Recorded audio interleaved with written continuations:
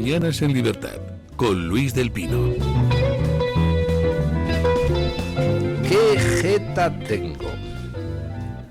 Yo, que tengo los pelos como me da la gana todos los días, le digo a Mario ahora: no has venido peinado, ¿verdad? ¿Qué tal, don Mario Noya?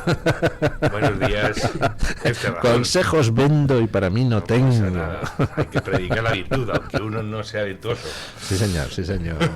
Don Julián Victoria, ¿qué tal está usted? Don Luis, hoy estoy más radical que ayer, pero un poco menos que mañana, cuando me despierto y me doy cuenta que España ya no pertenece a Occidente y que nos hemos aliado con Corea del Norte, con China, con Irán, contra el mundo libre. Estoy absolutamente ojiplático. ¿Qué le deberá Pedro Sánchez a los ayatolás como para, sin que nadie le haya preguntado, salir a decir que Estados Unidos no puede usar sus bases?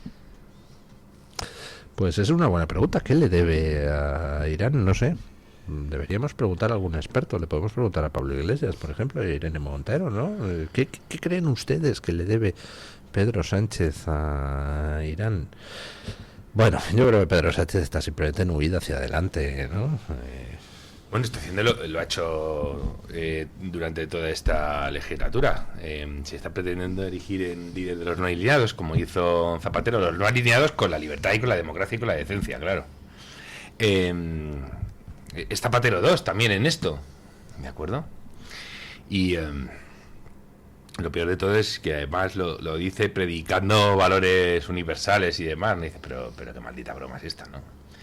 Y Zapatero lo hizo lo han hecho en muchas ocasiones sabiendo que España tiene la relevancia que tiene. Ellos se han encargado de laminarla.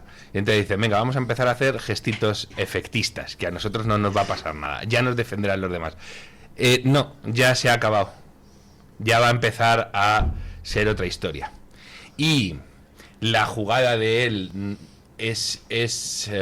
tiene sentido para él y coherencia. Está buscando que el PP también en esto PP se acobarde, cerde, y está intentando poner en un brete a Vox con su discurso nacional y con su discurso soberanista y con su discurso patriota. Está intentando poner en un brete a Vox. Por cierto, estos son los momentos en los que se tiene que exhibir coraje, firmeza de convicciones, etcétera, ¿no?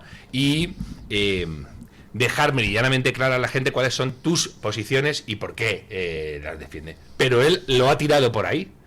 Y habéis visto a todos los demás. Incluso habéis visto a gente profundamente repugnante en la derecha que se creyeron que iba a llegar su hora de ser antisemitas, israelófobos y no sé, y de decir, oye, que nuestro referente es Putin. Y dices, pero tío, pero ¿de qué me estás hablando? ¿No? Entonces, a todos estos también parece ser que quieren que les llegue la oportunidad. Como en Estados Unidos con los que se han puesto ahora bravos contra Donald Trump. Por cierto, magnífico el papelón que hacen todos estos que sostenían que Donald Trump no era más que un títere de Putin en la Casa Blanca. Sí. Con amigos como Trump yo preferiría tener enemigos, porque Trump lo que ha hecho desde que llega al poder ha sido acabar con todos y cada uno de los aliados de Vladimir Putin. Echad cuentas. A ver qué ha pasado. Solo le falta Pedro Sánchez, ¿no? Es que hagamos una reflexión. El mismo tipo que perseguía al senil Biden por los pasillos de Naciones Unidas para ver si tenía 30 segundos con él de hablar en el baño, es el mismo que va a liderar la internacional antitrumpista contra un presidente que sacó a Maduro en calzones de su residencia, custodiado por la Guardia Pretoriana cubana, y que tardó 1 hora en descabezar a un régimen que lleva 50 años. ¿En qué momento Sánchez piensa que va a erigir? Por cierto, siempre Santiago Abascal dice, es que lo peor de Sánchez está por llegar. Y a veces yo pienso, no, yo creo que ya más malo no se puede ser. No, pues tiene razón. Todos los días nos ponen un brete de mayor magnitud. Y es que ahora, ¿qué va a pasar? ¿Que Estados Unidos va a embargar España? O sea, ¿vamos a ser Cuba? ¿Vamos a bloquear el comercio con nuestro principal cliente gracias Sánchez a un bocón? Lo está deseando Sánchez. Está deseando que pase algo así. O que haya un conflicto. Está deseándolo para... El francomodín está acabado y ahora dice, vamos a la guerra y entonces se olvidan de mí. A ver, chicos, ¿Qué fue el 11M? Y dejaos de ahora autorías y tal. ¿Qué fue geoestratégicamente el 11M y qué fue para la izquierda española el 11M?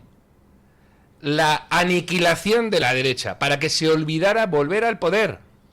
Y a la derecha, en cuanto remontaba, le tocaba el 11M, eran como los monos del ejercicio ese que le dan con un palo y luego ya solo levantan la mano y salen corriendo.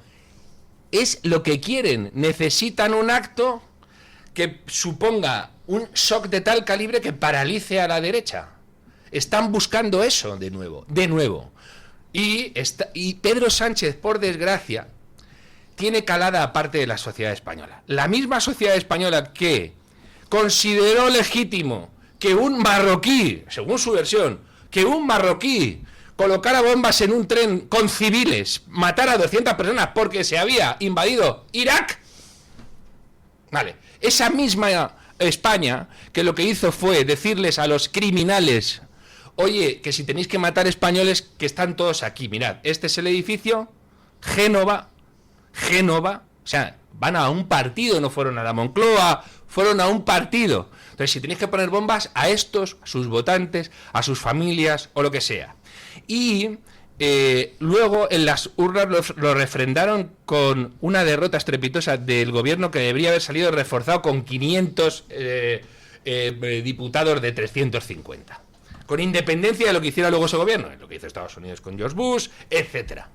Bien, Sánchez sabe eso. Sánchez sabe que hay un reflejo en cierta España que es: yo me abrazo con quien sea, a mí no me des problemas. De hecho, viene Manual de Resistencia volumen 2, yo creo, ¿no? Y vayámonos a una guerra contra Estados Unidos a ver si puedo ganar las siguientes elecciones. No os quepa la menor duda que va a ir. Y además, fijaos, ¿cuál es el gran aliado de Pedro Sánchez? Marruecos. ¿Es un aliado querido o no lo querido? Me da igual. Pero todo ahora corre en beneficio de Marruecos. Todo. Y él, no sé, intentará a lo mejor comprar esta protección. Bueno, sí, yo me pego con Trump, pero como soy el amigo de Marruecos y le estoy permitiendo que tome el sur de Europa, pues me salvarán la vida. No lo sé, pero para España es criminal lo que está sucediendo. Por cierto, entiendes ahora mucho más también las concesiones de nacionalización, o sea, de nacionalidad, y lo que está pasando con el Sáhara y con las visitas con la bandera de España boca abajo, las prospecciones petrolíferas en el Sáhara y todo esto. Entonces, Marruecos explotando el petróleo en aguas Canarias. Claro, bueno, por cierto, que mucha gente igual, todo el mundo dice: ay, qué bien Marruecos, ya verás tú ahora aceite de Melilla. ¡Canarias! ¡Canarias, chicos! ¡Canarias! Ceuta y Melilla, por descontado. Canarias. Y lo que implica Canarias, en términos geoestratégicos, etcétera. Le hemos entregado a Marruecos el dominio de la costa atlántica septentrional de África y la entrada por el sur de Europa. Se la has entregado a Marruecos. Y ahora... Y no permitiendo que Estados Unidos utilice las bases de Rota y Morón, y Estados Unidos va a cambiar sus bases a Tánger. Y entonces el socio prioritario de Estados Unidos en el estrecho va a ser Marruecos. Y ahora imagínate la posición que va a tener España cuando este se vaya. O cuando este lo saquemos. Imaginaos la posición, lo hemos dicho aquí varias veces. Sánchez está en: o me quedo, o después de mí, literalmente... No dejo nada, está en modo Sansón, a ver si derriba las columnas del templo. El diluvio, está además en todos los órdenes.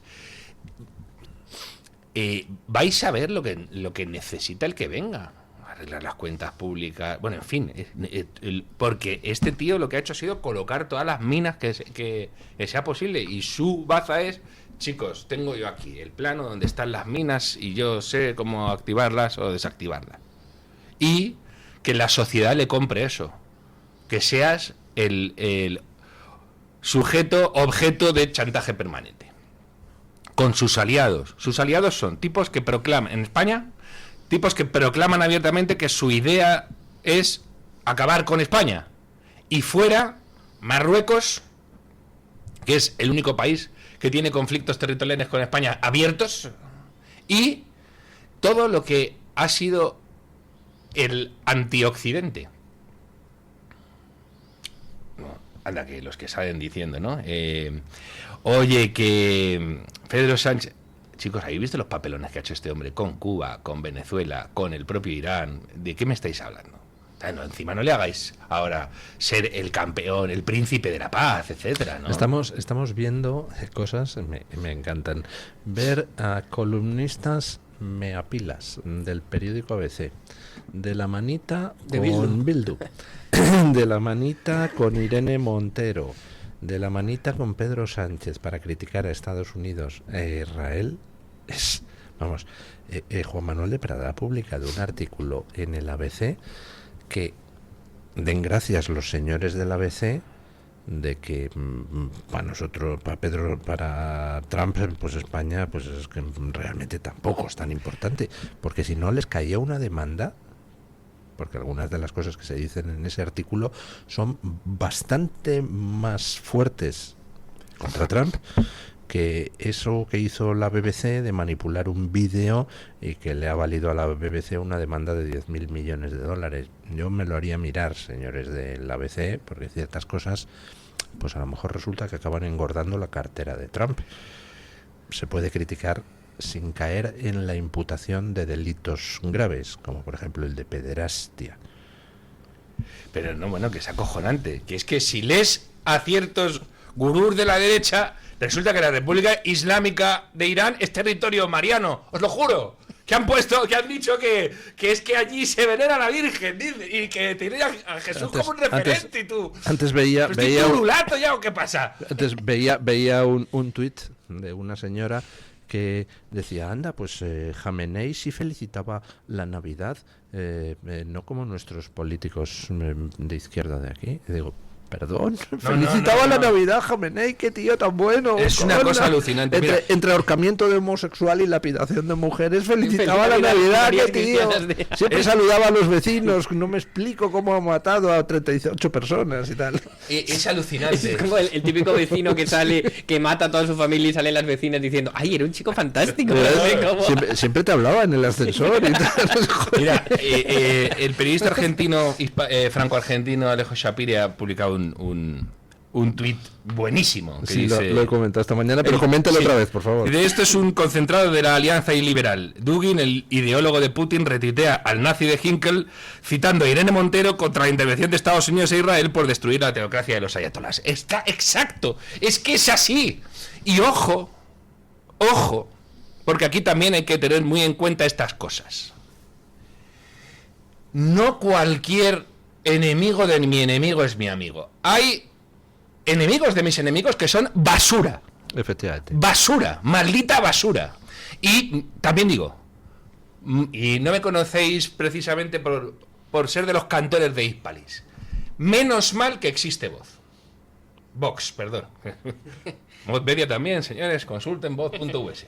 Menos mal que existe Vox y menos mal que Vox en esto es muy trampiano, es muy leyano y marca perfectamente el terreno al que quiera comprar su agenda. Perfectamente el terreno. Porque hay algunos que dicen, no, ha llegado el momento alternativo. Alternativo es todo, vamos a matar... Que no. No te equivoques, chaval. No te equivoques, que tú no. Contigo no, bicho. Contigo no, bicho. En los últimos meses hemos visto cómo desde el PP y desde la izquierda y desde sus terminales mediáticas intentan azuzar todo lo que encuentran contra Vox. Les veo nerviosísimos, ¿no? Y entonces un tío en Matalascabrillas de abajo dimite de concejal. Vox se cuartea. La purga de liberales en Vox. Menos mal que Vox se ha deshecho de algunos personajes siniestros de los que se ponen a criticar pues, con un racismo preocupante la inmigración iberoamericana a España. O sea, menos mal que nos hemos deshecho de esos bueno, se han deshecho de esos personajes. Algún otro retuiteando comentarios antisemitas. Menos mal que Vox se ha deshecho de esa gente. No todos los que Vox se ha deshecho de ellos son antisemitas ni anti hispanos, pero algunos sí. y muy preocupante esa gente, así que perfecto, por favor. Camino libre, todo el que no se sienta a gusto en Vox, por favor que se vaya, pero que no dé la plasta, que no esté ahí con el raca.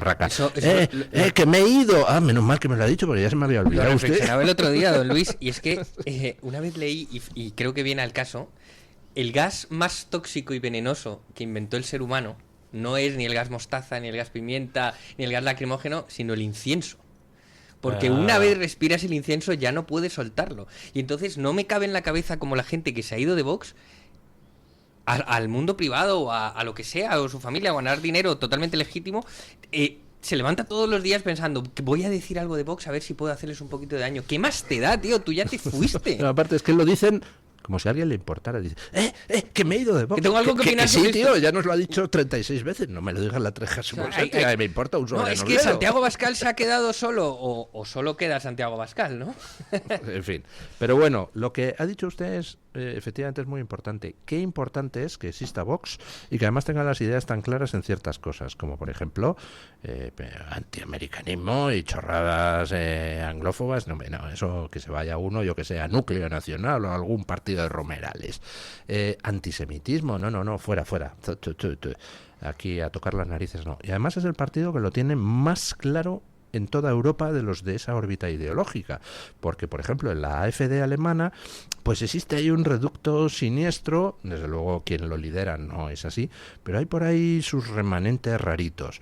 En Francia tienes a una Marine Le Pen que evidentemente no es antisemita y de hecho tiene unas relaciones excelentes con el Estado de Israel, el partido de Marine Le Pen, pero luego en lo antiamericano le sale la cosa de la grandeur francesa y entonces se sienten obligados a, en fin, tampoco posicionarse muy claramente con Estados Unidos. Vox no tiene esos problemas y quizá por eso Vox lidera toda esa órbita ideológica en Europa en estos momentos, junto con una Meloni que, sin embargo, a veces también tiene algún cerdeo, ¿no? Mira, vamos a ver, pero por otro lado, hay que saber que los partidos, por el mero hecho de existir, que tengan relevancia, van a ser partidos atrápalo todo. ¿Bien? Y entonces, siempre vas a tener una amistad incómoda. Ahora, tú tienes que saber ponerle en su sitio. Y algunos rechazarlos. En su sitio y algunos rechazarlos. Ronald Reagan tenía gente que era absolutamente distinta a él en un montón de cosas. Buchanan era un tío muy controvertido para buena parte del Partido Republicano. Y Reagan lo tuvo ahí, pero bueno, tú le pones, sabes poner sus límites, etcétera, ¿no? ¿Has visto? En Estados Unidos con Tucker Carlson y con Shapiro, por ejemplo, ¿no? Es decir, tú tienes que saber moldear y dejar claro cuál es tu cometido y qué une, etcétera. Y, de nuevo, expulsar a los que representen una amenaza porque son antagónicos de tus valores fundamentales y demás, ¿no? Eso lo tienes que hacer siempre, pero no te tiene que temblar el pulso y tienes que tener coraje, ¿no? Por cierto, se está volviendo a poner de manifiesto esto que lo clave de los últimos tiempos, que es la escisión que está habiendo en Europa. El cisma 2.0 que decía Rafael Bardagí en un artículo muy recomendable que le publicamos en Voz. Y es que en el propio Occidente ahora hay ya dos visiones. Una que es muy postmoderna, muy woke, muy Estados Unidos de Europa, muy déspota ilustrada, y los Estados Unidos que vienen como reacción a lo que han sufrido ellos también, con Obama y con Biden, ¿no? En este tipo de conflictos es donde de nuevo se revela que efectivamente hay un problema dentro de Occidente, y lo aprovechan actores como Rusia, actores como Irán, actores como China. Por cierto, articulazo en The Free Press titulado "Todo esto va sobre China". Literalmente. Todo esto el va sobre conflicto ahora China. mismo no es con Irán, es con ¿Vale? China. O sea, Trump está diciendo a China, sobre todo, ya, a Putin ni te cuento, estáis solos. ¿Hablamos o no hablamos? ¿Estáis solos? Bueno, ¿estáis solos? Me Me he encargado de que estéis solos, porque Eso primero me he asegurado con tumbar el régimen venezolano, que era el que os vendía el petróleo barato. Segundo, he ido a por Irán y entonces os ha cortado el suministro de petróleo que os daba a vosotros. Y entonces ahora sí vamos a negociar de verdad. Claro. Cuando el otro día leí esta mañana unos tweets de, la verdad, gente que admiro mucho, economistas de alto prestigio, que decían: lo innegable es que Trump ha mentido. porque lo que dijo a lo que está haciendo es todo lo contrario. Prometió America First y se está metiendo en todos los países del mundo a decapitar regímenes. Ese es el sector que más me gusta. El de los liberales del centro centrado cipotudo, para los cuales todo es forma, nunca fondo, ¿no? Son los mismos que te defendían cuando los estafadores de los bancos con contratos de 750 páginas le sacaron con las preferentes a ancianitos, algunos de los cuales no tenían ni siquiera control de sus propios actos, les sacaron hasta el tuetanillo, decían, decían estos liberales cipotudos, las firmas son de contratos, son sagradas, y dice, tío, ¿cómo puedes decir eso? O sea, ¿cómo puedes avalar las estafas? Es siempre la forma frente al fondo. Literalmente, y entonces es que Trump ha mentido porque dijo America First y se ha puesto a invadir todo el mundo. Es que literalmente está cumpliendo lo que dijo. Dijo America First y eso significa su seguridad nacional, que pasa por decapitar o descabezar regímenes, por hacer caer al régimen cubano, por no caer en la trampa de Tucídides y vencer la guerra hegemónica que hay con China. O sea, todo esto es America First. Por cierto, comentaba yo en las noticias lo importantísimo que es tener posturas claras, como dice don Mario, y mantenerlas contra viento y marea, aunque sea impopular, aunque al principio la gente no lo entienda. Vox desde el principio estuvo con Trump, estuvo con Milei cuando nadie daba un duro por ellos. Vox desde el principio se ha estado trabajando esa relación, y por eso ahora Vox, cuando se ha producido esta crisis que ha desatado el cretino que tenemos en la Moncloa, ¿qué ha hecho Vox? Poner una campaña en inglés, con Abascal escribiendo en inglés para el público americano, la Fundación Disenso sacando una editorial en inglés para el público americano, Vox movilizando sus contactos en el Partido Republicano para que le hagan llegar el mismo mensaje a Trump, que es muy simple. Oye, Donald, que Sánchez, al primero que nos está fastidiando es a los españoles. Sánchez no es España. Así que redirijamos las represalias contra Sánchez y su purria, no contra España. Qué importante es haber estado trabajándose eso durante años para poder tener ahora entrada en el gobierno americano. Miras al otro lado, miras al PP y dices, ¿a quién puede recurrir ahora el PP? ¿Qué puede hacer? A nadie, no tiene contactos en el gobierno americano. En el momento en el que la CEPAC, la convención conservadora más importante del mundo, después de Donald Trump, habla Santiago Abascal, te das cuenta que el único que tiene relaciones internacionales con aquellos que están dando la batalla contra el mal es Vox. El Partido Popular abandonó la aventura iberoamericana y la aventura de líderes conservadores europeos hace mucho tiempo.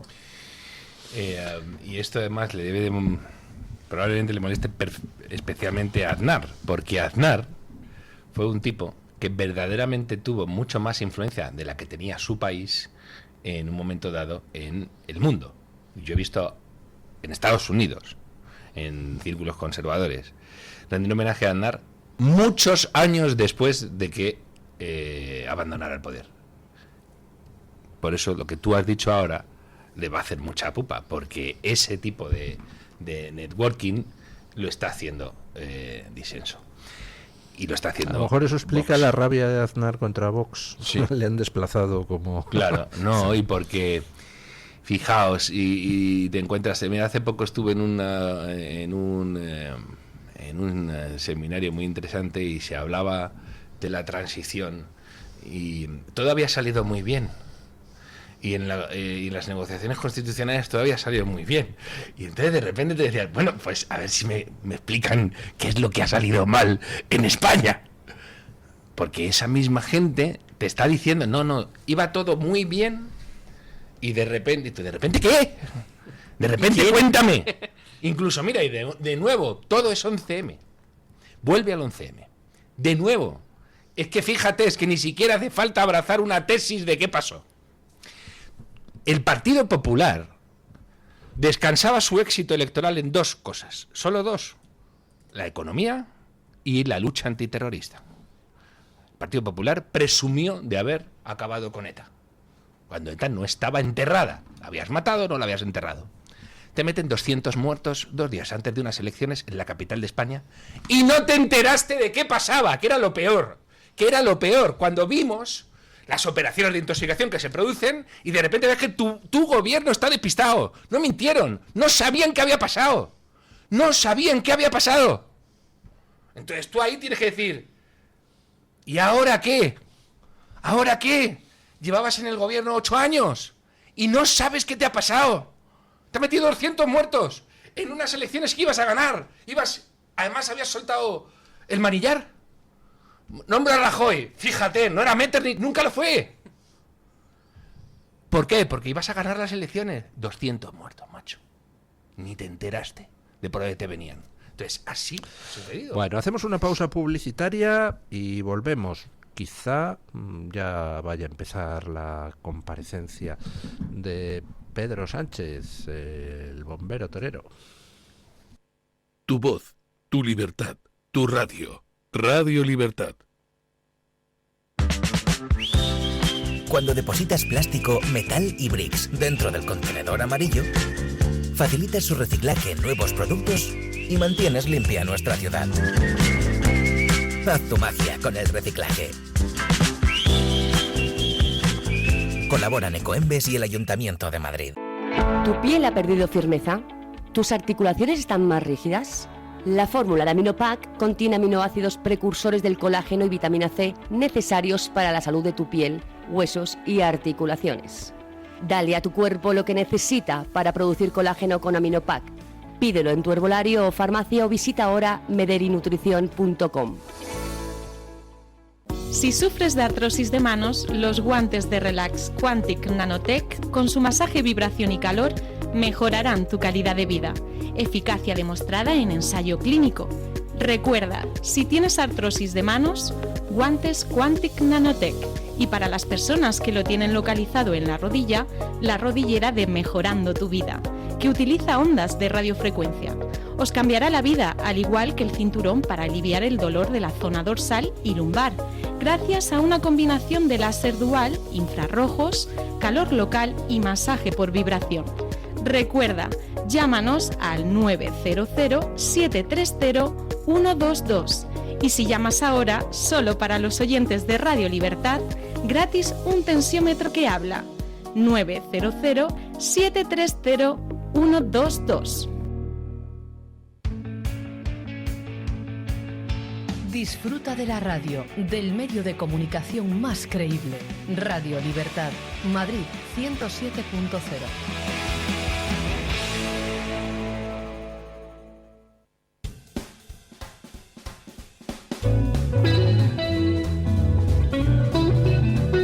Mañanas en Libertad, con Luis del Pino.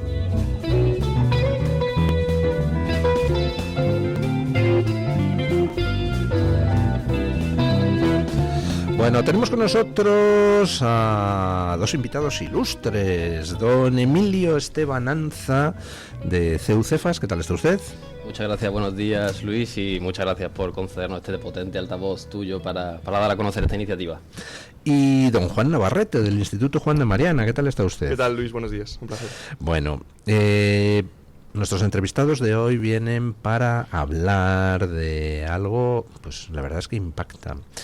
Desde 1978 hasta 2021 se han aprobado en España 411.000 normas, a las que se suman otras 11.000, casi 12.000 en 2022. Eso significa 30 normas cada día.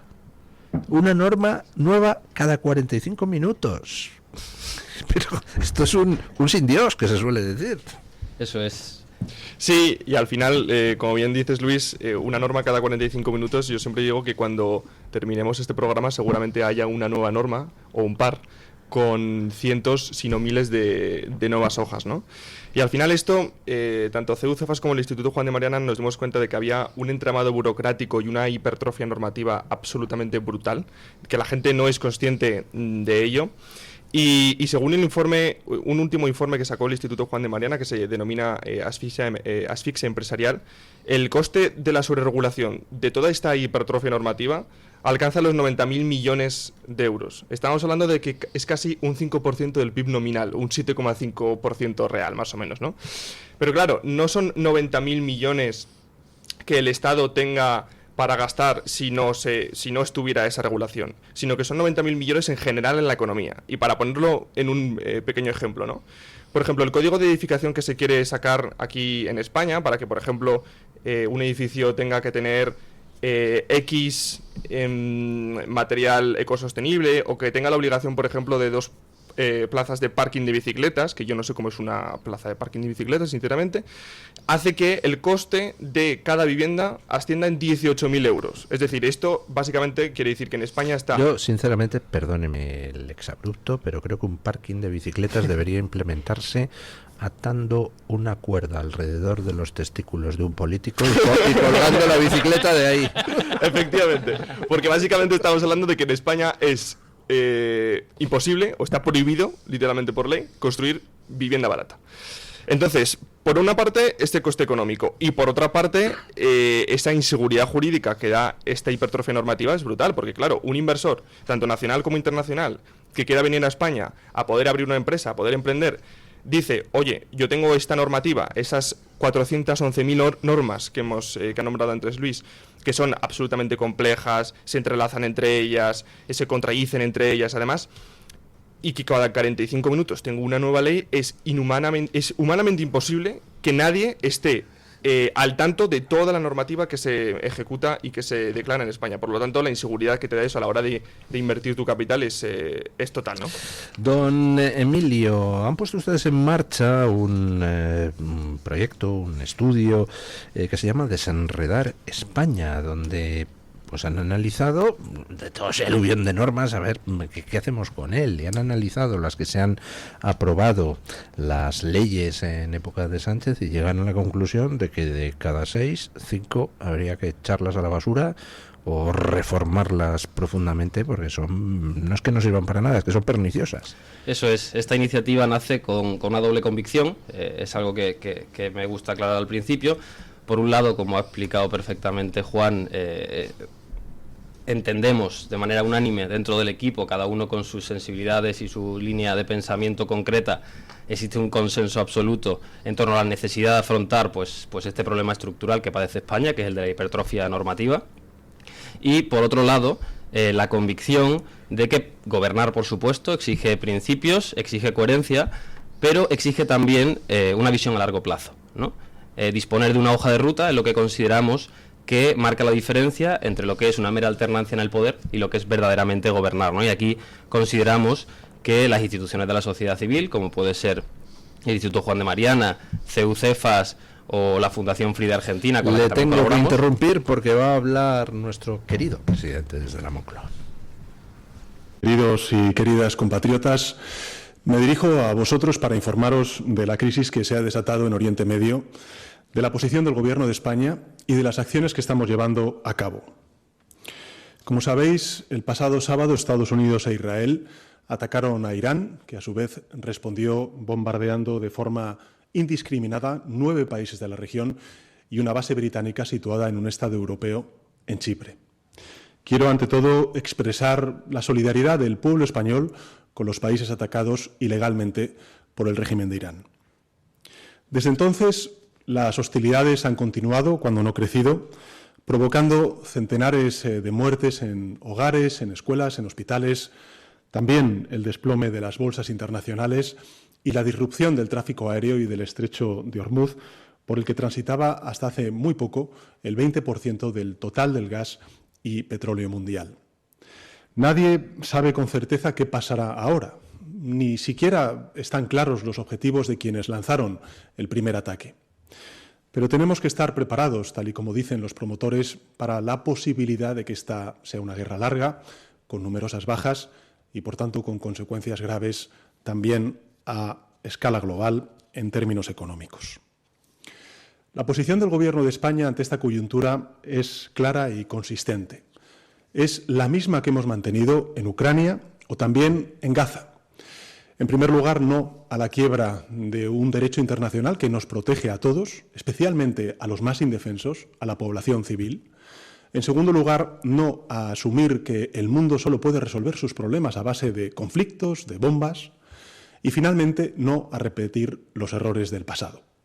En definitiva, la posición del Gobierno de España se resume en 4 palabras: no a la guerra. El mundo, Europa y España ya han estado aquí antes. Hace 23 años, otra administración estadounidense nos arrastró a una guerra en Oriente Medio. Una guerra que, en teoría, se dijo entonces, se hacía para eliminar las armas de destrucción masiva de Saddam Hussein, llevar la democracia y garantizar la seguridad global.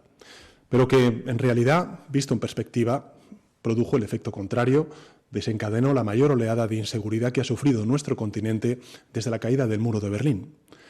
La guerra de Irak generó un aumento drástico del terrorismo yihadista, una grave crisis migratoria en el Mediterráneo oriental y un incremento generalizado de los precios de la energía y, por tanto, también de la cesta de la compra, del coste de la vida. Ese fue el regalo del trío de las Azores a los europeos de entonces, un mundo más inseguro y una vida peor. Es verdad que aún es pronto para saber si la guerra de Irán tendrá consecuencias semejantes a la de Irak, si servirá para provocar la caída del terrible régimen de los ayatolás en Irán o para estabilizar la región. Lo que sí sabemos es que de ella no va a salir un orden internacional más justo, ni tampoco va a salir de ella salarios más altos, ni mejores servicios públicos, ni un medio ambiente más saludable. De hecho, lo que de momento podemos vislumbrar son más incertidumbre económica, subidas de precio de petróleo y también del gas. Por eso, desde España estamos en contra de este desastre, porque entendemos que los gobiernos estamos aquí para mejorar la vida de la gente, para aportar soluciones a los problemas, no para empeorar la vida de la gente. Y es absolutamente inaceptable que aquellos dirigentes que son incapaces de cumplir con ese cometido usen el humo de la guerra para ocultar su fracaso y llenar de paso los bolsillos de unos pocos, los de siempre. Los únicos que ganan cuando el mundo deja de construir hospitales para construir misiles. Ante esta coyuntura, el gobierno de coalición progresista va a hacer lo mismo que ha hecho en otros conflictos y en crisis internacionales. En primer lugar, estamos asistiendo a los españoles y españolas que se encuentran en Oriente Medio y vamos a ayudarles a regresar a nuestro país, si ese, por supuesto, es su deseo. El Servicio Exterior y el Ejército están trabajando día y noche para articular dispositivos de evacuación. Es evidente que las operaciones son muy delicadas porque el espacio aéreo de la región no es seguro y porque su red aeroportuaria está gravemente afectada por los ataques. Pero nuestros compatriotas pueden tener la certeza de que vamos a protegerles y de que vamos a traerles de vuelta a casa. En segundo lugar, el Gobierno de España está estudiando escenarios y posibles medidas para ayudar a los hogares, a los trabajadores, a las empresas, a los autónomos y que puedan mitigar con ello los impactos económicos de este conflicto, si es que fuera necesario. Gracias al dinamismo de nuestra economía y gracias también a la responsabilidad de la política fiscal del Gobierno, España cuenta en estos momentos con los recursos necesarios para hacer frente también, de nuevo, a esta crisis. Tenemos la capacidad, también la voluntad política, y lo haremos de la mano de los agentes sociales, como lo hicimos durante la pandemia, la crisis energética o recientemente la crisis arancelaria. En tercer lugar, vamos a colaborar, como hemos hecho siempre, con todos los países de la región que abogan por la paz y por el cumplimiento de la legalidad internacional, que son dos caras de la misma moneda, apoyándoles con los recursos diplomáticos, también materiales, que se requieran. Vamos a trabajar con nuestros aliados europeos en una respuesta coordinada y que pueda ser definitivamente eficaz. Y vamos a seguir trabajando para lograr una paz justa y duradera en Ucrania y en Palestina, dos lugares que merecen no ser olvidados. Y por último, el Gobierno va a seguir exigiendo un cese de las hostilidades y una resolución diplomática de esta guerra. Y quiero además explicitarlo, porque sí, la palabra adecuada es exigir, porque España es un miembro pleno de la Unión Europea, de la OTAN y de la comunidad internacional. Y porque esta crisis también nos afecta a nosotros, a los europeos y por consecuencia a los españoles. Y por eso tenemos que exigir todo la resolución a Estados Unidos, a Irán, a Israel, para que paren antes de que sea demasiado tarde. Lo he dicho en muchas ocasiones y lo repito ahora, no se puede responder a una ilegalidad con otra, porque así es como empiezan los grandes desastres de la humanidad. Recordemos cómo antes del inicio de la Primera Gran Guerra Mundial en el siglo XX, en agosto de 1914, alguien le preguntó al entonces canciller de Alemania cómo había empezado la Primera Guerra Mundial. Y él respondió encogiéndose de hombros y diciendo textualmente, ojalá lo supiera. Ojalá lo supiera. Muy a menudo las grandes guerras estallan por una concatenación de respuestas que se van de las manos por culpa de errores de cálculo, fallos técnicos, acontecimientos imprevistos. Por tanto, debemos aprender de la historia y no podemos jugar a la ruleta rusa con el destino de millones de personas. Las potencias involucradas en este conflicto deben cesar inmediatamente las hostilidades y apostar por el diálogo y la diplomacia. Y los demás debemos actuar con coherencia, defendiendo ahora los mismos valores que defendemos cuando hablamos de Ucrania, de Gaza, de Venezuela o de Groenlandia. Porque la pregunta no es si estamos o no a favor de los ayatolás. Nadie lo está. Desde luego no lo está el pueblo español y, por supuesto, tampoco el gobierno de España. La pregunta, en cambio, es si estamos o no del lado de la legalidad internacional y, por tanto, de la paz. La ciudadanía española siempre repudió la dictadura de Saddam Hussein en Irak, pero no por ello apoyó la guerra de Irak, porque era ilegal, porque era injusta y porque no supuso una resolución real a casi ninguno de los problemas que pretendió resolver. Del mismo modo, nosotros repudiamos al régimen de Irán, que reprime, que mata vilmente a sus ciudadanos, particularmente a las mujeres. Pero al mismo tiempo rechazamos este conflicto y pedimos una solución diplomática y política. Algunos nos van a acusar de ser ingenuos por hacerlo, pero lo ingenuo es pensar que la solución es la violencia. Ingenuo es creer que las democracias o el respeto entre naciones brotan de las ruinas, o pensar que practicar un seguidismo ciego y servil es una forma de liderar. Al contrario, yo creo que esta posición no es en absoluto ingenua, es coherente. Y por tanto no vamos a ser cómplices de algo que es malo para el mundo y que también es contrario a nuestros valores e intereses, simplemente por el miedo a las represalias de alguno. Porque nosotros tenemos una confianza absoluta en la fortaleza económica, institucional y también diría moral de nuestro país. Y porque en momentos como este nos sentimos más orgullosos que nunca de ser españoles. Somos conscientes de las dificultades, pero también sabemos que el futuro no está escrito, que la espiral de violencia que muchos ya dan por sentada es absolutamente evitable y que la humanidad aún puede dejar atrás este integrismo de los ayatolás y también la miseria de la guerra. Algunos dirán que estamos solos en esta esperanza, pero tampoco es verdad. El Gobierno de España está con quienes tiene que estar. Está con los valores que nuestros padres y abuelos fijaron en nuestra Constitución. España está con los principios fundacionales de la Unión Europea, está con la Carta de Naciones Unidas, está con el derecho internacional y, por tanto, está con la paz y la existencia pacífica entre países y su convivencia. Estamos, además, con muchos otros gobiernos que piensan como nosotros y también con millones de ciudadanos y ciudadanas que en toda Europa, en Norteamérica y en Oriente Medio, lo que piden al mañana no es más guerra o más incertidumbre, sino más paz y más prosperidad. Porque lo primero solo beneficia a unos pocos y lo segundo nos beneficia a todos. Muchas gracias.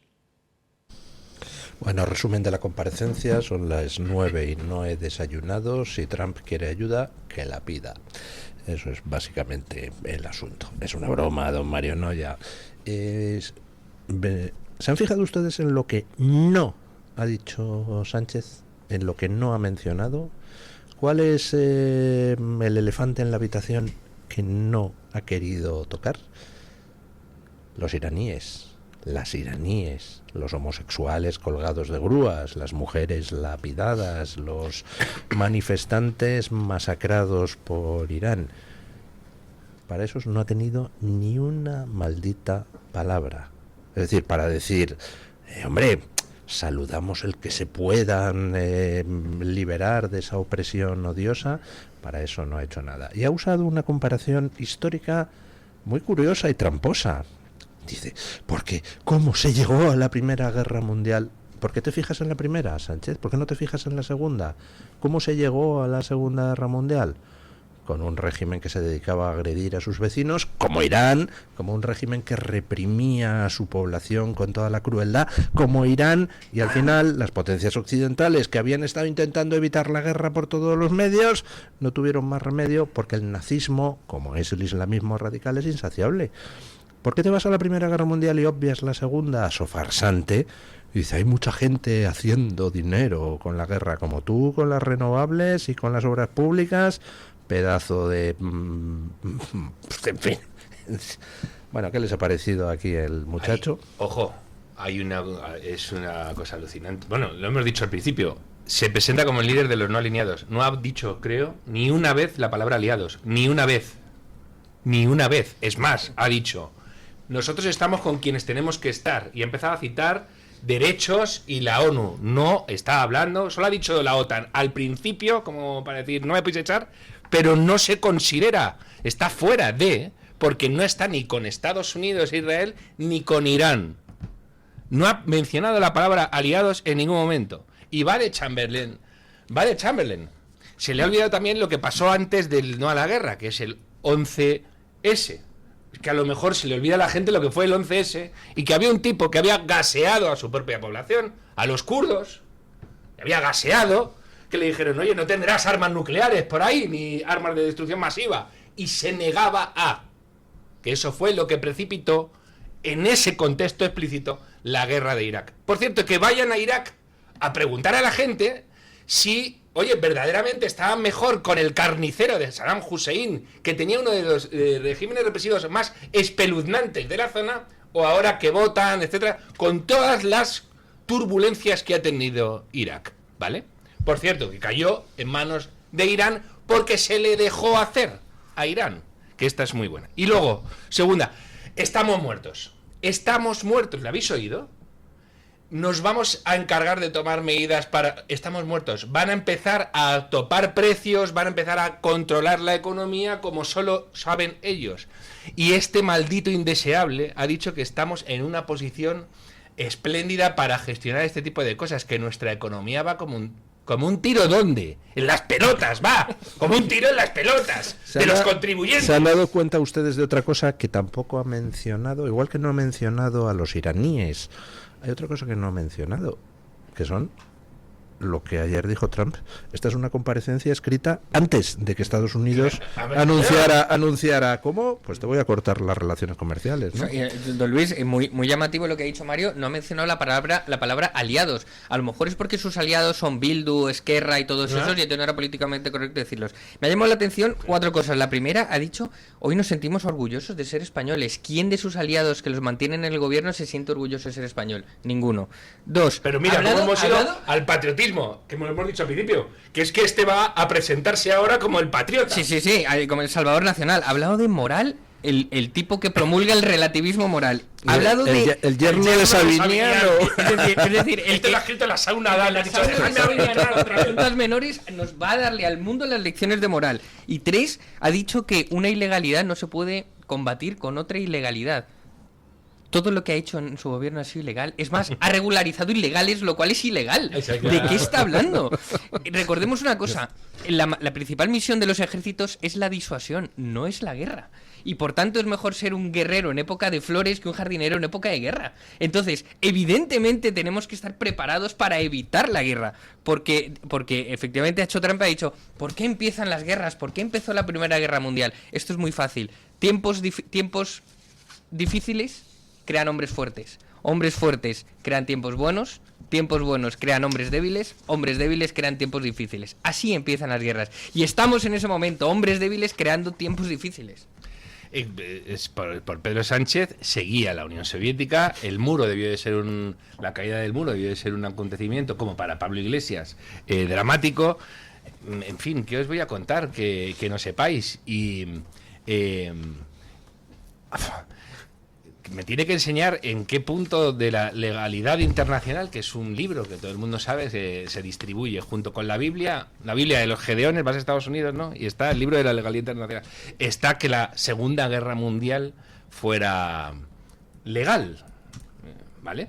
Porque además se declara por acuerdos que tienen de asistencia mutua en los países, etcétera. Los tribunales de Nuremberg, que me digan sobre qué base de la legalidad internacional estaban establecidos, ¿no? Y luego, efectivamente, don Luis, ¿cómo habla? Por cierto, ¿quién le habrá escrito el discurso? Porque le han puesto la Gran Guerra, él no identifica que eso es la Primera Guerra Mundial, y por eso ha dicho la Gran Guerra Mundial. La primera Gran Guerra Mundial, porque se la ha escrito alguien y habrá sido la negra Tomasa, la que siempre, la que pone el cazo. ¿Saben ustedes cuál es la característica fundamental de este programa? Que invitamos invitamos a gente para entrevistarla y luego hablamos nosotros. ¿Qué les ha parecido a ustedes la comparecencia de Sánchez, don Emilio, don Juan? A ver, yo por un poco para ahondar lo que se ha dicho ya, ahí me ha llamado la atención que ha hablado primero de salvar el medio ambiente antes que repatriar a los españoles que están en Irán. Eso para empezar. Después lo de la Gran Guerra, efectivamente, que se ponga a dar lecciones de historia a Sánchez cuando no sabe lo que hizo, o sí que sabe lo que hizo los socios de gobierno que tiene, como es Bildu, que es literalmente la banda terrorista de ETA, pero como brazo político. Pues en fin, y además que se nota mucho, efectivamente, como decía Luis, que está grabado, porque en realidad esto debería haber sido una contestación a las declaraciones que hizo Trump el otro día de que iba a cortar relaciones comerciales, pero no ha dicho absolutamente nada de Estados Unidos.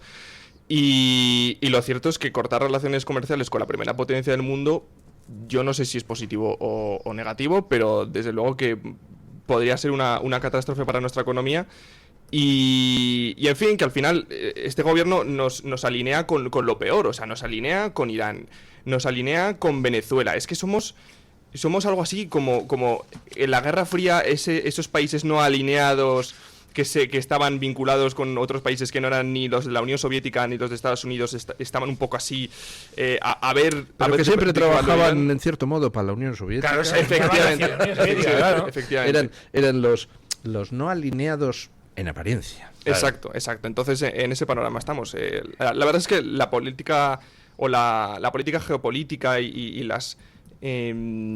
todas las directivas que está haciendo Sánchez en cuestión de geopolítica están siendo absolutamente desastrosas, con el tema del Sáhara, con el tema de Marruecos, con el tema de Venezuela, con el tema de Irán. Se posiciona donde no hay que estar. Sí, yo muy brevemente, simplemente hablábamos de coherencia justo antes de que comenzase Sánchez su comparecencia. Yo lo que le exigiría es simplemente coherencia, es decir, si hemos asumido los compromisos de la OTAN, no es capaz o no tiene la valentía de poner sobre la mesa ese debate que podría ser legítimo sobre la pertenencia o no a la OTAN, la salida o no.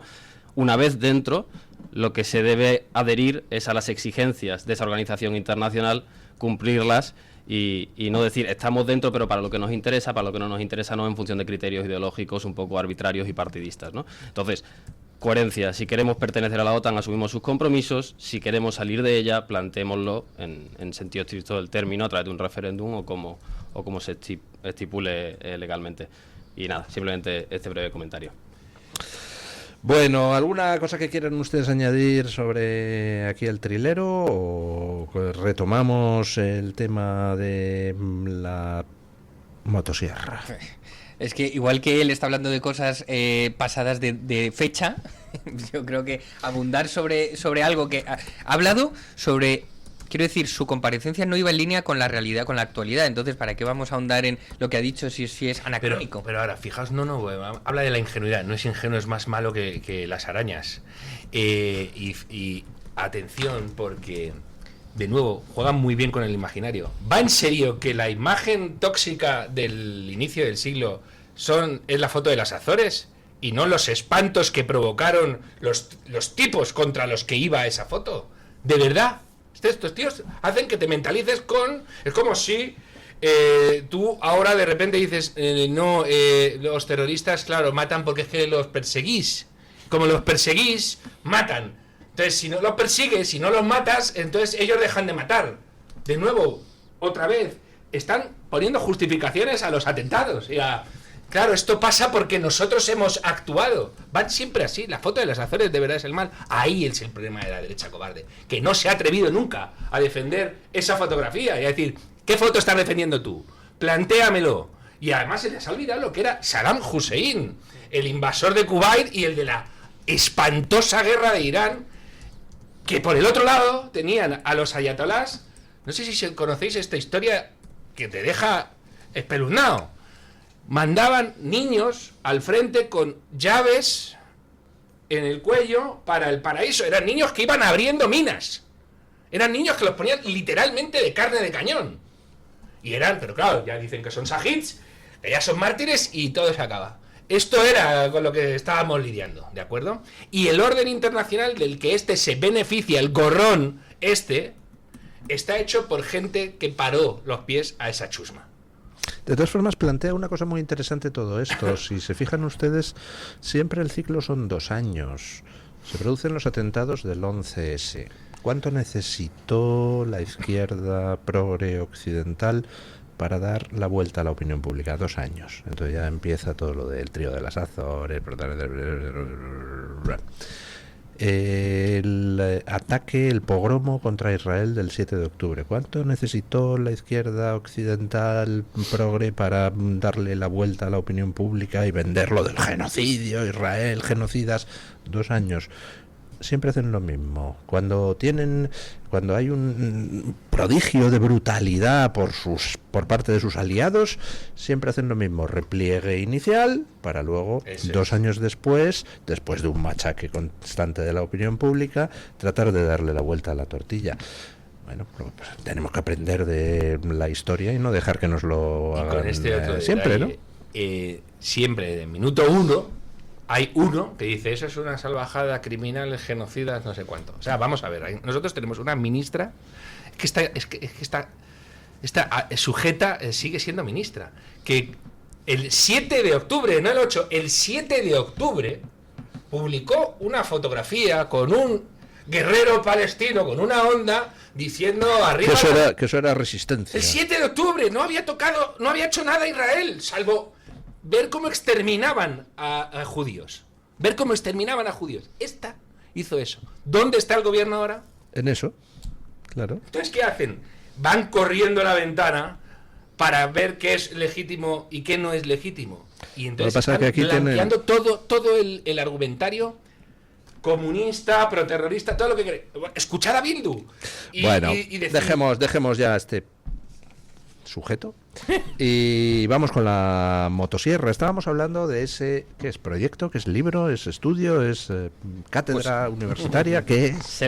Desenredar España. Se le ha llamado comúnmente en los artículos de prensa y en pequeñas entrevistas que hemos tenido en radio, informe. A mí me gusta hablar más de documento de trabajo, porque es un documento que recopila los resultados de 7-8 meses de trabajo sobre la normativa, sobre la legislación, 243 normas con rango de ley, aprobadas desde 2018, es decir, desde el acceso de Pedro Sánchez a la Moncloa, ¿no? Entonces, se han extraído unos resultados que eran los que comentábamos. Nosotros, es cierto que todos estos datos que hemos mencionado de la hiperregulación normativa son cruciales, son fundamentales para saber el contexto en el que nos movemos, para saber el campo de juego que tenemos, que es verdaderamente alarmante, pero creemos que la nota diferencial de este trabajo es la hoja de ruta que queremos marcar y que queremos ofrecer a un posible futuro ejecutivo compuesto previsiblemente por PP y Vox, pues un poco al estilo de lo que, salvando las diferencias evidentemente, lo que hizo el Ministerio de Regulación en Argentina o lo que hizo Trump en su primer mandato, ¿no? Tuvieron una serie de think tanks, de organizaciones de la sociedad civil, como la American First Policy Institute, que prepararon desde el día 1 de acceso al Ejecutivo por parte de Donald Trump una hoja de ruta de 100 días, habiendo analizado previamente los años previos a ese acceso al gobierno, toda la legislación, posibles reformas, posibles derogaciones, posibles mantenimientos de normativa, ¿no? Y esto es un poco lo que estamos haciendo. ¿Dónde se puede encontrar ese informe? Este informe está publicado en la página web de CEU-CEFAS. CEU-CEFAS es el think tank vinculado a la Universidad San Pablo CEU. Sí, y la página web la sabemos. Sí, es ceucefas.com. ¿Todo junto o con todo guioncito? Todo en junto, medio. todo junto en minúscula. ceucefas.com. Y allí está el informe Desenredar España. Eso es, que recoge, como comentaba, pues algunos de los datos preliminares que hemos extraído después de analizar esas 243 normas que lo apuntabas tú al principio, al comenzar. Lo que se ha hecho a través de un equipo que combina expertos jurídicos con economistas especializados en políticas públicas, gente con experiencia institucional y sobre todo ingeniero de datos, hemos compuesto este equipo humano de aproximadamente 15 personas junto con una herramienta tecnológica que lo que viene a combinar es inteligencia artificial y herramientas de Big Data, una herramienta que acumula 649.000 normas del Boletín Oficial del Estado, tanto en vigor como derogadas, para a través de un proceso de autoaprendizaje, pues tener criterio y capacidad de discernimiento y de análisis de normas junto a 5.000 documentos oficiales de instituciones como el Banco Central Europeo, el Banco de España, Fondo Monetario Internacional, que nos permite a este equipo humano pues analizar las normas en base a 5 criterios fundamentales. El primero sería el de carga regulatoria, extensión de la norma, complejidad de la norma, y hemos añadido un último que tiene que ver con la carga ideológica del texto de las normas. Es decir, la inteligencia artificial, este análisis de Big Data, permite en el análisis del texto determinar si este texto es efectivamente neutral, relativamente objetivo, atiende a necesidades concretas de la población civil, o bien presenta claros indicios de ser un texto sesgado y partidista, ¿no? Y a partir de estos criterios, pues las normas se analizan y se organizan en 5 bloques, en función de su posible derogación, modificación o mantenimiento. Aquellas que son susceptibles de derogación o mantenimiento componen el 84% de estas 243 normas desde 2018, normas con rango de ley, repito, aprobadas desde 2018. Es decir, 204 de estas 243 normas son susceptibles o bien de ser derogadas desde el momento primero de la llegada al gobierno del siguiente ejecutivo, o bien son susceptibles de reforma en profundidad. Aquellas que no son susceptibles de ser derogadas desde el minuto 1 de acceso al gobierno es principalmente porque están vinculadas a compromisos europeos. Es decir, hay muchas de esas normas que son fruto de la involucración de España en los planes de recuperación, transformación y resiliencia de la Unión Europea, a través de los cuales se conceden los fondos Next Generation. Entonces son una exigencia comunitaria que requeriría ciertas negociaciones con Bruselas antes de poder proceder o bien a la reforma o a la derogación. De lo contrario, este número sería mucho más elevado. Bueno, es uno de los temas. O sea, ya está. La reforma de la justicia, la desregulación, son 2 pilares. El cambio de la reforma de la ley electoral. Brutal. Eso para empezar. Pero lo de las regulaciones es de lo que más afecta a la vida cotidiana de la gente. Gente que tiene que echar el cierre a negocios perfectamente legítimos, gente que ve que no puede abrirse paso en sectores en los que podría aportar porque no puede cumplir con normas. Cuando le explicas en extranjero ya ni te cuento. No, antes mencionaba don Juan una cosa importantísima, es que ¿por qué no hay vivienda en España? ¿Por qué no hay vivienda barata? Pues porque la cantidad de normas que han impuesto a los constructores son así. Y entonces ahora, que si el parking de bicicleta, que si tiene que estar aislado no sé cuántos, que si no sé qué cocinas chorrada. Con perspectiva de género para que quepan los dos y haya un 50% de distribución de roles en la cocina. Es imposible que haya casas baratas. Y además es que es designio, no es porque sean estúpidos, no. Porque está pasando en todo Occidente, en los países que tienen más terreno como en los que tienen menos. En todos sitios son las normas que han impuesto toda esta ola progre woke las que está haciendo que un constructor no pueda hacer viviendas baratas para que gente que tampoco quiere ninguna cosa del otro mundo pueda comprar una vivienda barata. Es decir, usan las normas como instrumento para destrozar la vida a la gente. Como instrumento de desmantelamiento autoinfligido. O sea, estamos en el suicidio connivente de Occidente. Yo felicitar a Juan y a Emilio por el grandísimo trabajo, el informe o el documento de trabajo que he leído, y al Instituto CEUCEFAS, porque creo que efectivamente, como Mario, que es uno de los grandes objetivos nada más entrar al gobierno, que es desregular España. Empezando por lo más superfluo, que es la baliza V16, bueno. Hasta abajo en profundidad, ¿no? Yo me he apuntado varios datos de vuestro informe que me parece muy relevante, los has comentado antes. Hay 90.000 millones de euros en 243 leyes del sanchismo, de las cuales se concluye en el documento que 200 de las 243 leyes son superfluas, rígidas, intervencionistas o perjudican el crecimiento, cargando sobre la economía un exceso de costes regulatorios. Y además apuntáis que el 23% efectivamente son derogables de forma inmediata, el 13% son derogables, pero es verdad que están vinculadas a fondos europeos, y el 31% necesita una reforma profunda para no seguir destruyendo a España. Si además de esto añadimos los datos que se publicaron ayer, que en 2025 se concedieron 17.300 millones de euros en subvenciones a entidades públicas, a ONGs y a otras entidades sin actividad económica, pero solo 6.000 millones de euros a empresas, a pequeñas y medianas empresas, te das cuenta de que la destrucción de España viene, 1, por la asfixia del sector privado, 2, por el beneficio de los que no hacen nada en contra del sector privado. Y ya, como guinda del pastel, Sánchez nos enfrenta a Donald Trump en una guerra comercial para terminar de destruir nuestro negocio. La verdad que nos va efectivamente como un tiro en las pelotas. No, pero además, la regulación... es que es un impuesto más al final. No es un impuesto, es que es a veces la carga brutal que espanta a mucha gente. Y luego sucede esto, la vivienda en España. El problemón acongojante que es, ¿no? Y luego te encuentras viviendas de protección oficial con pistas de pádel, piscina, y dices, un momento, vamos a ver. Y 2 plantas. No vayas a construir para arriba. Hay gente, los que no están pudiendo acceder a las viviendas, les están financiando esa vivienda a los que han entrado ahí, que ya os digo yo, que no suelen ser los más menesterosos. No, algunos incluso son hijos de concejales de algunos partidos. Eso no ha sido un casito. Eso es lo que pasa en España. Algún día le contaré, por ejemplo, los pisos expropiados a Rumasa, a qué socialistas fueron a parar. Claro. Oiga. No, pero además, sobre todo, quiero decir, cuando necesitas generar un montón de vivienda, un parque de vivienda y además que sea como muy dinámico. ¿Qué necesitáis? Vivienda, ¡pum! Esta, ya, ahora, que pudieras transformar el territorio. En Madrid, iba a decir si sales de Madrid, en Madrid hay desmontes, pero desmontes, digo desmontes, terreno que son matojos, escombreras, al lado de rascacielos. Y no se desarrolla eso. Y entonces de repente te dicen, bueno, ven, entra, a ver si puedes tú, anímate a quitar esto. La operación Chamartín. De nuevo, aislándonos de algunas cosas concretas de ese caso. El problema ahí es infinidad de regulaciones.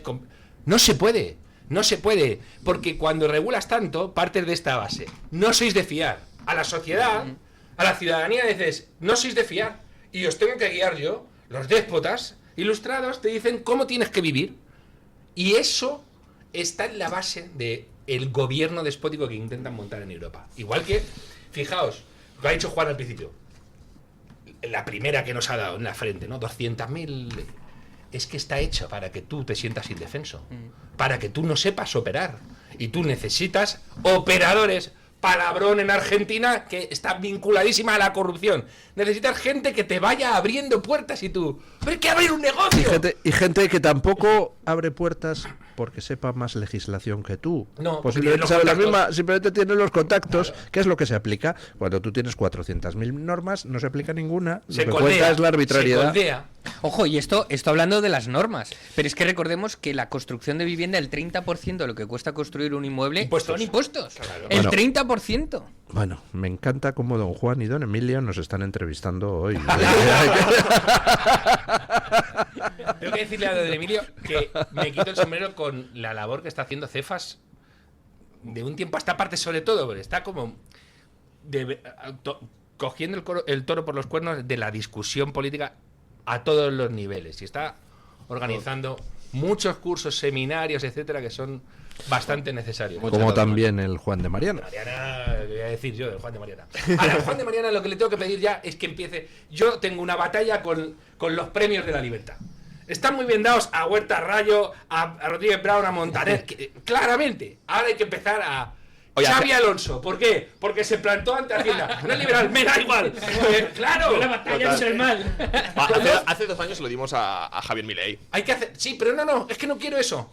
Ciudadanos, tíos que ni siquiera sepan liberalismo. Localizar a la actriz esa, Macarena Gómez, y su marido, eso. Aldo Comas, los únicos que han hablado ahí en Los Goya, algo normal. Mi sueño siempre fue dárselo a Clint Eastwood.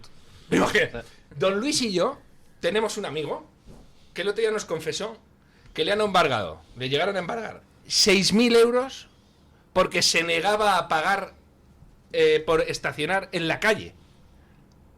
Llevaba su resistencia así, es decir, que yo voy a pagar por aparcar mi coche que está pagando en mi calle, no pago 6.000, embargado. Ese tipo de gente que Son héroes. Se la juega. Por nosotros. Se está jugando literalmente su patrimonio. Me está usted recordando a ese político danés, el presidente del partido antiimpuestos, que una vez dio una entrevista electoral desde su celda de la cárcel donde estaba por no haber pagado los impuestos. Bueno, Rosa Parks. ¿Por qué Rosa Parks es un bueno, personaje? por favor, que hablen ellos. Eso, que hablen, somos tres pesados. Parecemos los abuelos batallita. Al final, el proyecto en realidad también tiene reminiscencias de lo que se hizo con Argentina y el equipo de Sturzenegger. Que claro, pero es que Sturzenegger tenía un equipo de 120 personas, o algo así, más de 100 personas seguro que tenía. Sí. Y claro, con esta herramienta de inteligencia artificial y análisis de Big Data, lo que haces es, darnos una productividad a la hora de buscar, identificar lo que llamamos nosotros, que a mí me gusta mucho, es ese socialismo latente que hay en las leyes, porque no nos damos cuenta.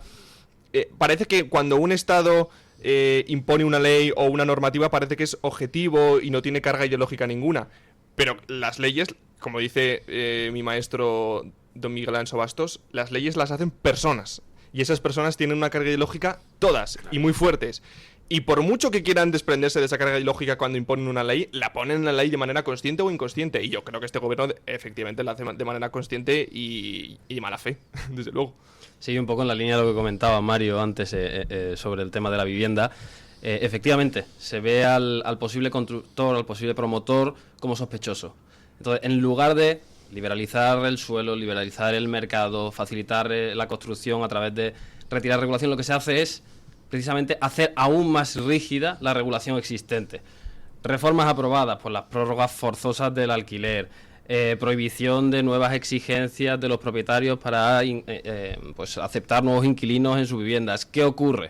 Pues nosotros hemos recopilado datos, una caída del 56% de la oferta del alquiler entre 2020 y 2025 en España, un aumento de los precios en 5 años del 30%, ¿no? Sabemos que son normas que tienen una intención clara y el efecto es exactamente lo opuesto. Y esto a todos los niveles. Hablábamos de la vivienda, pero podemos llevarlo a la Ley Orgánica de Protección de Datos, podemos llevarlo... Hay infinitas. Sin ir más lejos, la muy famosa y conocida Ley del Solo sí es sí, que lo que hizo fue precisamente... Bueno, pues todas estas normas han sido analizadas, no solamente el texto conjunto, sino que esta herramienta permite analizar artículos individualmente en función de estos 5 criterios que hemos mencionado, además con una dimensión relacional de los artículos, es decir, a qué otras leyes remiten, con qué otras normas se conectan, y da la posibilidad de proponer alternativas regulatorias a esos artículos o incluso al conjunto del texto normativo, ¿no? Esto evidentemente debe después pasar un filtro jurídico, un filtro de profesionales expertos en materia regulatoria y legislativa, que es el equipo que hemos conformado de 15 personas, que pueden ser 15 personas y no 120 gracias a este trabajo previo que hace la tecnología, que se ha desarrollado a través de un think tank norteamericano, se llama el Mercatus Center, que dirige Rashid Griffith, y gracias a esto pues hemos podido aligerar el trabajo y en tan solo 8 meses analizar todas las normas con rango de ley del mandato de Pedro Sánchez. Esto no va a terminar aquí. No es una cuestión coyuntural el problema de la hiperregulación en España, no se circunscribe a estos 4 años, es un problema que, como hemos dicho al inicio, analizando los datos, se inicia ya en 1978, es una tendencia generalizada, entonces vamos a ir progresivamente analizando todas las legislaturas previas hasta concluir en 1978. Esta es la idea última del proyecto que, si Dios quiere, ya lo avanzamos aquí, presentaremos resultados conclusivos en junio de este 2026. ¿Sabéis por qué es tan peligroso el Estado burocrático? Pues no lo sé, pero como no lo diga usted en 30 segundos, nos vamos a quedar con la duda. Porque hace que todos los controles populares salten. Pensad en la DGT. Pensad en las normas de la DGT. ¿Por qué la DGT hace esto? Por cierto, en España, es que la gente dirá, no, claro, vais a llenar todo de casas. El 90% del territorio, es no urbanizable. Y mientras yo me subo por las paredes, que soy periodista, me escribe un amigo que es un pequeño constructor, muy pequeño constructor, y me dice, está con faltas de ortografía, bueno, con faltas de redacción, por cómo está indignado. Dice, calculé el otro día la cantidad de dinero que va en una promoción a la administración por cada 300.000 euros netos de beneficio de un promotor. 1 millón de euros en 4 años. En todo lo que cobra. Están exterminando a los tipos que vienen a procurar lo que no tenemos: viviendas, servicios, trabajo. Bueno.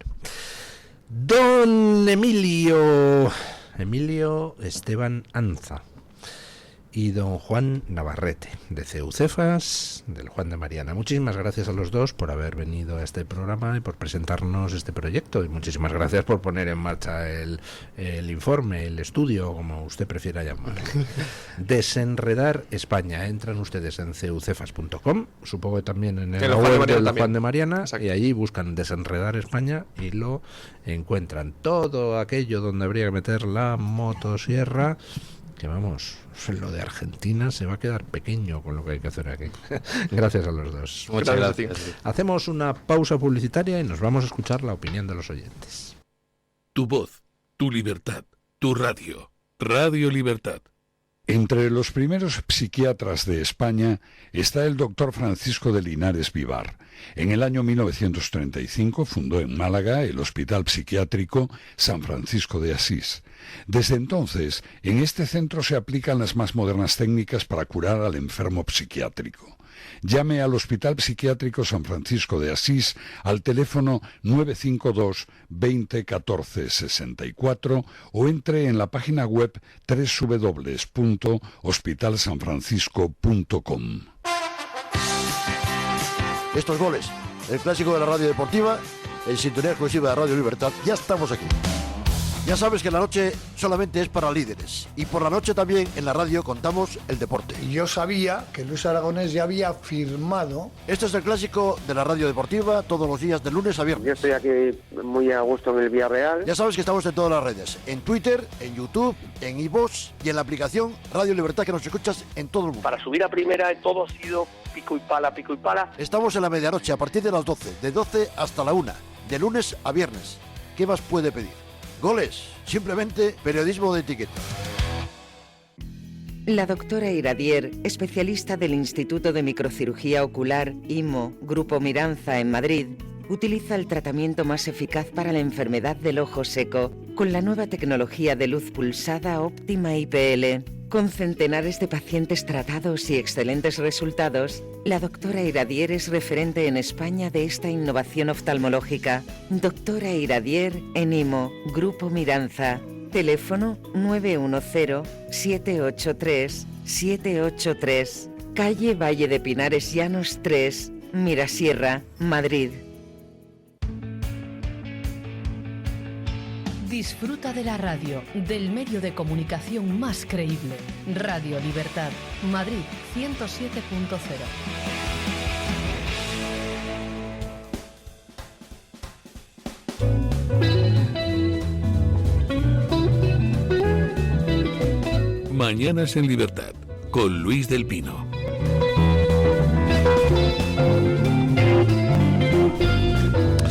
Muchos oyentes nos dicen que por qué ponemos a Sánchez ahí a escucharle. Sí, la verdad es que tenemos que pedir disculpas porque esto de tener que escuchar al mangante hablar durante 10 minutos diciendo vaciedades, haciendo demagogias, pues comprendo que es algo estomagante para muchas personas. Nosotros pues no tenemos más remedio que aguantar. ¿Qué le vamos a hacer? Doña Carmen Carbonell, pero ¿qué le preguntábamos a los oyentes? Te voy a decirle una cosa, don Luis. Había quien, entre ellos yo, que teníamos algo de esperanza, que dijera, ¿y si convoca elecciones? De repente dice, bueno, hasta aquí hemos llegado y convoca elecciones. Ingenuos. Pero efectivamente, yo siempre pico de ingenuidad. Será porque soy buena persona. Puede ser por eso. En fin, le preguntábamos esta mañana a la audiencia si cree que deberíamos congraciarnos con Donald Trump ofreciéndonos a extraditar a Sánchez a Estados Unidos. Y atención, porque dábamos 4 respuestas, y les digo lo de las 4 Atentos respuestas. tertulianos, que quiero saber porque su son opinión. complejas. La primera, claro que sí. La segunda, y también a Borrell, ya que está también a Borrell. La tercera, no, que viva Pedro Sánchez. Y la cuarta, ¿quién es Donald Trump? ¿Qué votarían ustedes? No está lo que yo votaría. ¿Qué es? Lo que yo votaría es a ese pérfido lo juzgamos aquí. Y responde por sus crímenes aquí. Y su traición la paga aquí. Y nos vamos a encargar nosotros de velar por su régimen carcelario y alimenticio o alimentario dentro de la cárcel. Nada de que lo va a juzgar Donald Trump, lo juzgamos nosotros por traición. Bukele al lado de Julián Victoria se queda corto, efectivamente. ¿Quién ha Lo dicho? rapo el primer día. Exacto. Esto de ¿y a Borrell a quién se le ha ocurrido? Pues aquí va a ser. No lo sé. No, pero se ha quedado corto don Luis del Pino porque de momento la opción que va ganando es con el 52% la de claro que sí, pero es que hay mucha gente que ha votado inmediatamente el claro que sí y luego se ha dado cuenta que la segunda opción era también a Borrell, que es la segunda opción más votada con el 46% de los votos. Pero es que hay gente como por ejemplo Pepe, que dice que 2 mejor que 1, apostando por Borrell, y Amelia de María Parra en Twitter dice que ya que estamos a medio gobierno, o sea que es que nos estamos quedando cortos con este tema, el de llevar a Pedro Sánchez a Estados Unidos. Hay un 1% que dice que viva Sánchez y hay un 1% que dice que viva Trump. Hay un punto de realismo... ¿Quién es Trump? Perdón, que quién es Trump. Hay un punto de realismo que nos propone Emi en Twitter, alguien que se hace llamar @viremi06, de algo que verdaderamente podría pasar y nos dice que es más probable que Estados Unidos prohíba la entrada a Pedro Sánchez y a sus secuaces. Eso desde luego podría ser algo factible. En las publicaciones de YouTube, Carlos NT6XL dice que el resto del gobierno, incluidos sus socios, también podrían irse, por ejemplo, al Hotel Guantánamo. Fernando Martínez también en esas publicaciones de YouTube dice que todo el gobierno pringado en la corrupción también podría irse extraditado a Estados Unidos. Pero hay opiniones para todos los gustos. En las publicaciones de YouTube también me encuentro con un comentario de Hispano Iberia que dice que en absoluto un país soberano no necesita a nadie para impartir justicia, un poco en la línea de lo que decía don Julián Victoria. Y voy con comentarios del chat de YouTube también sobre esa comparecencia de Pedro Sánchez. Franu nos dice que Sánchez nos ha dejado claro que su sitio es el lugar equivocado de la historia, acordándose también de esas palabras de Susan Sarandon en Los Goya, diciendo todo lo contrario. 21 dice que Trump quiere seguridad para Europa y también para su país. Qué bonito esto, ¿no? En realidad querer seguridad para los países democráticos, para Occidente. Y termino con un comentario de Ana Aragón 772 que critica una postura de Pedro Sánchez que ya ha convertido en hábito, el que las decisiones importantes pues parece que solo las toma él. Se pregunta, ¿no debería pasar a consulta por el Congreso? No sé, o al menos por el comité ejecutivo de su partido, yo qué sé. Un momento, él ya afirmó, yo voy a gobernar con o sin el Congreso, ¿no? ¿En qué momento creen que va a pasar por el Congreso? Bueno, yo creo que lo ha consultado con quien tenía que consultarlo. Ha llamado a su contacto en Pekín, le ha dicho, ¿qué hago con esto? Y a Mohamed. Sí. A Mohamed es esto, sí. Oye, vamos a ver, un momento. Una cosa china. Europa, bueno, la Europa sanchista echándose en brazos de China. El canal chino CGTN transmitiendo a través de Canal Red. Que Sí. lo sube Movistar Plus Lo va a subir Movistar. a su plataforma. Es que aquí todo está Bueno, unidito. hablaremos de China en otro programa posterior porque nos hemos quedado sin tiempo. Ponemos punto final a la tertulia con don Paco Linares, que nos trae 10 observaciones que se resumen en 2. Buenos días, don Paco. Cordiales saludos, don Luis del Pino, extensible a esa playa de profesionales, de esas personas que hacen y escuchan estas mañanas en libertad desde el Todo Televisión y Radio Libertad. Ayer comenté 10 observaciones como un decálogo. Cada uno era un antónimo de los 10 mandamientos de la Iglesia Católica. Estas observaciones iban destinadas a todos los tiranos, asesinos, abusones. Y también se resume ese decálogo en 2. Primero, ama al poder sobre todas las cosas. Y segundo, odia al prójimo que no te vote. Lo digo por usted, Pedro Sánchez Castejón, y por su partido. Aunque no pensé solo en usted, sino en todos los dictadores, y hay muchos en el mundo por desgracia. Pero aquí mismo, por ejemplo, en mi región, Andalucía, sin ir más lejos, les informo de lo que publicó El Confidencial el 26 del pasado mes de febrero. Rafael Velasco era una joven promesa del PSOE de Andalucía, el vicesecretario general de José Antonio Griñán y también era el secretario de organización en tiempos de Manuel Chávez. Pero eso fue en otra vida, en 2010. Dejó todos sus cargos después de que se hiciera público que una escuela propiedad de su mujer había recibido ayudas para los cursos de formación. Otro de los casos de corrupción que circundaron a aquellos gobiernos de la Junta en la primera década del siglo. 16 años después, Velasco está a un paso del banquillo.